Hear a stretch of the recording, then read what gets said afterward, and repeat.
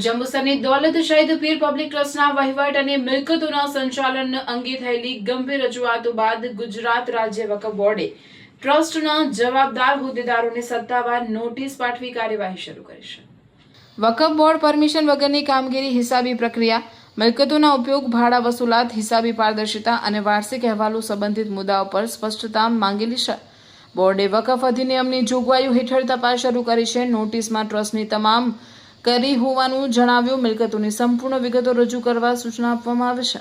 ભાડે આપવામાં આવેલી દુકાનો અને અન્ય મિલકતોની માહિતી, ભાડુઆતોના નામ, ભાડાની રકમ, ભાડા કરારો અને મિલકતોના હિસાબ, ફોટોગ્રાફ્સનો સમાવેશ થાય છે. સાથે આવક-જાવકના ઓડિટ રિપોર્ટ અને વાર્ષિક અહેવાલો સહિતના દસ્તાવેજો પણ રજૂ કરવા કહેવામાં આવ્યું છે. નોટિસમાં ટ્રસ્ટની તમામ મિલકતોની સંપૂર્ણ વિગતો રજૂ કરવા સૂચના આપવામાં આવી છે. બોર્ડે જણાવ્યું છે કે રજૂઆતોના આધારે સંબંધિત બાબતોની કાયદેસરની તપાસ કરવામાં આવશે. માહિતી મળ્યા બાદ આગળની કાર્યવાહી નક્કી કરવામાં આવશે.